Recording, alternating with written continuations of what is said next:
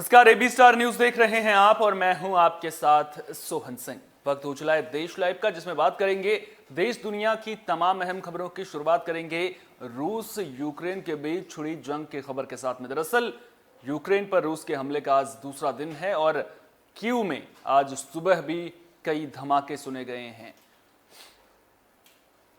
Ukraine के राष्ट्रपति Volodymyr Zelensky ने पूरी सेना को युद्ध में उतारने का ऐलान कर दिया है। यूक्रेन ने दावा किया है कि उनकी फोर्सेस ने 800 से ज्यादा रूसी सैनिकों को मार गिराया है। 30 रूसी टैंक और 7 जासूसी एयरक्राफ्ट जो हैं उनको भी तबाह कर दिया गया है। यूक्रेन सरकार ने 18 से 60 साल के पुरुषों के देश छोड़ने पर भी रोक लगा दी है। कुछ रिपोर्ट्स में यह भी कहा जा रहा है कि यूक्रेन ने अपने 10,000 नागरिकों को मुकाबले के लिए असॉल्ट राइफल भी दे दी है। यानी कि यूक्रेन झुकने के लिए बिल्कुल भी तैयार नहीं है। रूस लगातार हमला कर रहा है और रूस ने जल सेना, वायुसेना और थल सेना तीनों तरफ से अटैक किया है। इस बीच खबरें ये भी हैं कि यूक्रेन ने रूस पर साइबर अटैक भी किया है और जिसकी वजह से रूस में कई प्रमुख जो न्यूज संस्थान हैं उनकी वेबसाइट भी ठप पड़ गई हैं। तो अब जो लड़ाई है वो दो तरफा नजर आ रही है। जहां रूस अटैकिंग मोड में नजर आ रहा है तो वहीं दूसरी तरफ यूक्रेन भी डिफेंसिव मोड में जरूर है, लेकिन अच्छी तरह से सामना करता हुआ रूस का नजर आ रहा है। वहीं यूक्रेनी राष्ट्रपति ज़ेलेंस्की ने एक बयान भी जारी किया है। उन्होंने कहा है कि दुनिया ने हमें जंग में लड़ने के लिए अकेला छोड़ दिया है। उन्होंने ये भी बताया कि वे कीव में हैं और वहां रूसी सेना दाखिल हो चुकी है। उन्होंने ये कहा कि इन रूसियों का पहला टारगेट वही है और दूसरा टारगेट उनकी फैमिली है। सवाल उठता है कि नाटो के वो देश कहां हैं, अमेरिका कहां है, जो अमेरिका पिछले साल अप्रैल के महीने में कह रहा था कि हमने ब्लैक सी में तैनाती के लिए अपने जहाज भेजने की तैयारी कर रहे हैं, जिस पर तुर्की का बयान आपको याद दिला दें आया था कि 14 दिन पहले अमेरिका को इजाजत लेनी होगी, लेकिन इस तरह की कोई बात सामने नहीं आई थी। तुर्की ने कहा था कि अमेरिका ने उनसे संपर्क नहीं किया है। तो फिर सवाल कई सारे उठ रहे हैं, अमेरिका क्या पीछे हट गया है? प्रतिबंधों की बात जरूर रूस पर की जा रही है, लेकिन जो यूक्रेन की आस थी क्या वो अब धुंधली हो चुकी है? यूक्रेन को अपनी लड़ाई खुद ब खुद लड़नी होगी। जो हथियारों की मदद है या फिर सैन्य मदद है, क्या वो नाटो देश नहीं मुहैया कराएंगे? सवाल कई सारे हैं और सवाल सबसे बड़ा ये है कि इसका दुनिया पर कितना असर पड़ेगा, ये भी देखने वाली बात होगी। वहीं रूसी हमले में अब तक 137 लोगों के मारे जाने की खबर है, 316 घायल हुए हैं।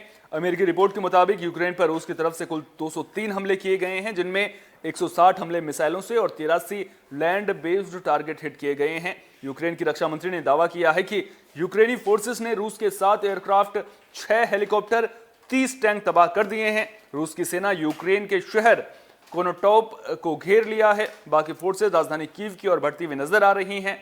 यूक्रेन पर हमले के बाद रूसी राष्ट्रपति व्लादिमीर पुतिन को दुनिया के साथ साथ घरेलू नाराजगी का भी सामना अब करना पड़ रहा है। यूक्रेन पर हमले के विरोध में रूस के दर्जनों शहरों में प्रदर्शनकारियों ने जमकर विरोध किया है, जिसके बाद 1700 लोगों को हिरासत में लिया गया है। वर्ल्ड बैंक यूक्रेन को आर्थिक मदद देने को तैयार हो गया है। रूस की आक्रामक कार्रवाई के बाद अमेरिका ने वाशिंगटन में रूसी एम्बेसी में तैनात हाई लेवल डिप्लोमेट को अपने देश से निकाल दिया है। हालांकि फॉरेन डिपार्टमेंट के एक सीनियर ऑफिसर ने यह बताया है कि डिप्लोमेट को यूक्रेन हमले के वजह से बाहर नहीं निकाला गया है।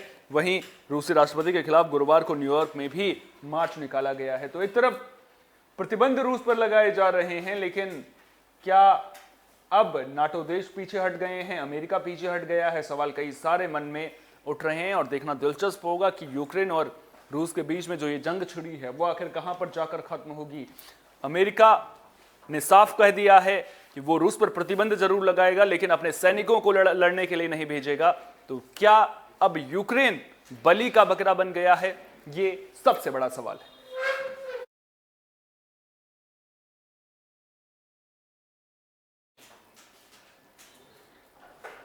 तो रूस और यूक्रेन के बीच में जंग जारी है और ऐसे में भारत की भी टेंशन बढ़ गई है, क्योंकि भारत के भी कई लोग यूक्रेन में फंसे हुए हैं। खासतौर पर वो छात्र फंसे हुए हैं जो मेडिकल की पढ़ाई करने के लिए यूक्रेन गए हैं।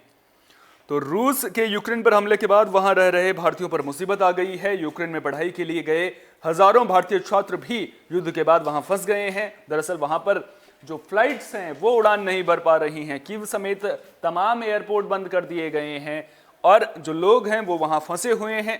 विदेश मंत्रालय भारतीय नागरिकों को स्वदेश सकुशल वापस लाने के लिए कोशिशें भी करता हुआ नजर आ रहा है।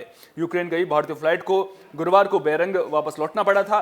ऐसे में भारत सरकार ने नागरिकों को वापस लाने के लिए अब नए प्लान पर काम करना शुरू कर दिया है, यानी कि भारतीयों को वहां से वापस लाने के लिए अब प्लान भी तैयार किया गया है। दरअसल यूक्रेन पर रूस के हमले के बाद वहां पढ़ाई कर रहे भारतीय छात्र और नौकरी कर रहे भारतीयों को निकालना भारत सरकार के लिए फिलहाल सबसे बड़ी चुनौती और सबसे बड़ी प्राथमिकता भी है।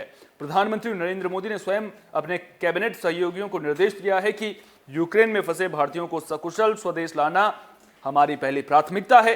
रूस के हमले की वजह से राजधानी कीव के हवाई अड्डे का संचालन ठप हो चुका है, जिसकी वजह से विशेष विमान भेजकर भारतीय विद्यार्थियों को निकालने की योजना जैसे पहले निकाला जा रहा था उस पर असर पड़ा है। भारतीय विद्यार्थियों को लाने के लिए भेजे गए एक विमान को भी बेरंग गुरुवार को वापस लौटना पड़ा था। ऐसे में भारत यूक्रेन की पश्चिमी सीमा से सटे दूसरे देशों के जमीनी रास्ते से विद्यार्थियों को वापस निकालने में जुट गया है, यानी कि जो यूक्रेन के पड़ोसी मुल्क हैं उनसे संपर्क साधा जा रहा है। वहां से जमीनी रास्ते से भारतीय छात्रों को लाने की तैयारी की जा रही है। और आपको बता दें कि विदेश सचिव हर्ष श्रृंगला ने आश्वस्त करते हुए कहा है कि यूक्रेन में फंसे सभी भारतीयों को सुरक्षित वापस लाया जाएगा। उन्होंने बताया कि यूक्रेन से सटे 4 देशों पोलैंड, रोमानिया, स्लोवाकिया और हंगरी के रास्ते भारतीय छात्रों और दूसरे नागरिकों को निकालने पर काम शुरू हो गया है। इन देशों से अलग अलग 10 भारतीय राजनयिकों की टीम यूक्रेन के लिए रवाना हो चुकी है। हंगरी स्थित भारतीय दूतावास कर्मियों का एक दल इस उद्देश्य से यूक्रेन की सीमा से सटे जोहावी नाम की जगह पर भेजा गया है। पोलैंड और रोमानिया की यूक्रेन से लगी सीमा पर भी भारतीय नागरिकों की सुविधा के लिए केंद्र बनाए जा रहे हैं, जबकि यूक्रेन की सीमा के भीतर भी 2 सेवा केंद्र स्थापित किए जा रहे हैं ताकि जो नागरिक इन पड़ोसी देशों के जरिए बाहर जाना चाहते हैं उन्हें सुविधा मिल सके। आपको बता दें कि यूक्रेन में तकरीबन 20,000 भारतीय नागरिक और विद्यार्थी थे, जिनमें से 4,000 पिछले 10 दिन में वहां से निकल चुके हैं। उधर केंद्र सरकार पर केरल, तमिलनाडु और बिहार जैसे राज्यों की ओर से भी लगातार दबाव बनाया जा रहा है। कांग्रेस नेता राहुल गांधी ने भी इस मुद्दे को उठाया है। अब ऐसे में देखना दिलचस्प होगा कि जो भारतीय छात्र वहां पर फंसे हुए हैं उन्हें कब तक वापस लाया जाता है। सरकार अपनी ओर से तमाम कोशिशें करती हुई नजर आ रही है, तमाम बंदोबस्त किए जा रहे हैं। प्रधानमंत्री नरेंद्र मोदी ने रूस के राष्ट्रपति व्लादिमीर पुतिन से भी 25 मिनट फोन पर बात की है, जिसमें शांति का रास्ता अख्तियार करने की अपील प्रधानमंत्री नरेंद्र मोदी ने की है। साफ तौर पर कहा है कि हमारे भारतीय लोग भी, भारतीय छात्र भी वहां पर फंसे हुए हैं। ऐसे में उनको निकालने को लेकर के भी चर्चा हुई है। हालांकि रूस ये कह रहा है कि उसके पास हमला करने के अलावा कोई विकल्प वहां पर बचा हुआ नहीं था, लेकिन अब भारत सरकार की सबसे बड़ी प्राथमिकता है वो वहां से अपने लोगों को वापस निकालने की है। देखना दिलचस्प होगा कि भारत सरकार अपने लोगों को वहां से कब तक वापस निकाल पाती है।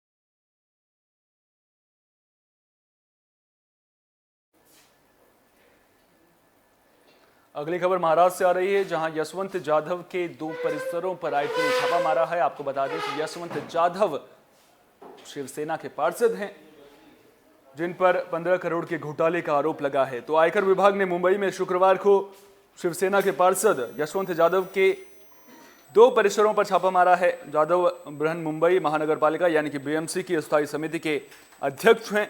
जाधव पर 15 करोड़ के घोटाले का आरोप है। आयकर की टीम ने मझगांव स्थित कॉपर कैसल पर भी छापा मारा। ये जाधव का दूसरा आवास है। माना जा रहा है कि ये छापामारी इसी सिलसिले में की गई है। इससे पहले एनसीपी नेता और मंत्री नवाब मलिक के खिलाफ ईडी ने कार्रवाई की थी। मलिक फिलहाल 3 मार्च तक ईडी की हिरासत में हैं। उन्हें दाऊद इब्राहिम से जुड़े मनी लॉन्ड्रिंग मामले में गिरफ्तार किया गया है। शिवसेना नेता जाधव के मंझगांव स्थित आवास पर शुक्रवार सुबह आयकर टीम पहुंची। आयकर टीम के साथ सीआरपीएफ जवानों का दल भी मौजूद था। जाधव के घर पर दस्तावेजों की जांच की जा रही है। जाधव पिछले 5 साल से स्थायी समिति के अध्यक्ष हैं। बीजेपी उन पर फर्जी कंपनियों के जरिए वित्तीय हेराफेरी का आरोप लगा रही है। बीते दिन जाधव की पत्नी यामिनी जाधव ने नवाब मलिक के खिलाफ ईडी की कार्रवाई के विरोध में जो प्रदर्शन हुआ था उसमें भी हिस्सा लिया था।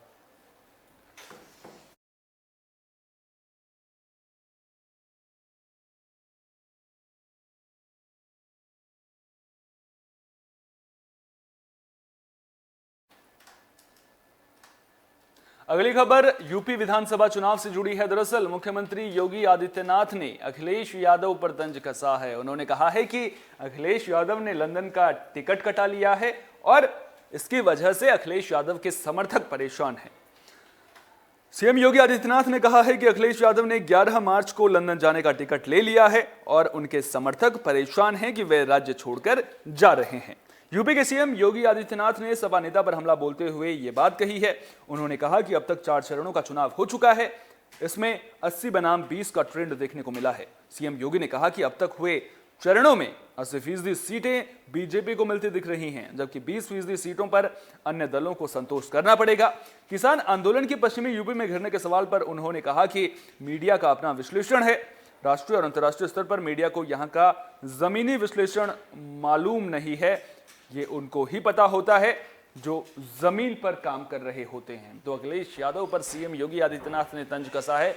देखना दिलचस्प होगा कि समाजवादी पार्टी इसका क्या जवाब देती है।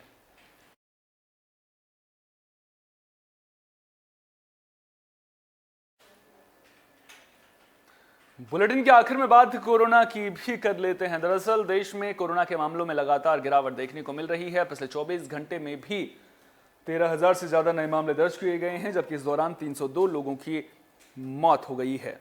तो देश में कोरोना संक्रमण की रफ्तार कम हो रही है।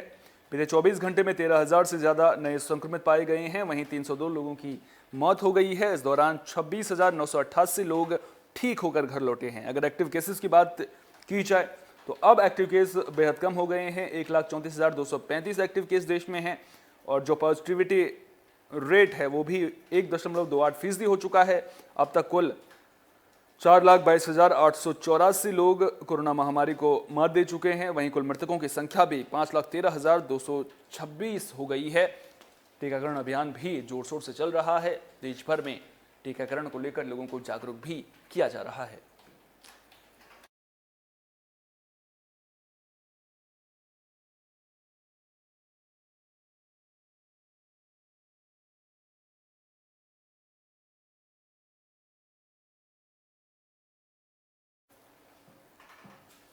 वहीं जम्मू कश्मीर के शोपियां से भी एनकाउंटर की खबर सामने आ रही है, जहां सुरक्षा बलों ने 2 आतंकियों को ढेर कर दिया है। तो जम्मू कश्मीर में लगातार सेना का मिशन ऑल आउट जारी है, जिसके तहत जो हमारे सुरक्षा बल हैं वो लगातार आतंकियों का खात्मा कर रहे हैं।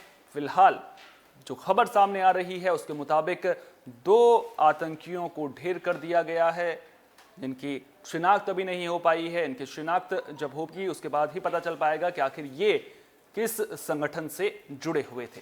फिलहाल के लिए देश लाइव में इतना ही। देश दुनिया की तमाम अहम खबरों के लिए आप बने रहिए AB स्टार न्यूज़ के साथ, क्योंकि यहाँ पर खबरों का सिलसिला कभी नहीं थमता।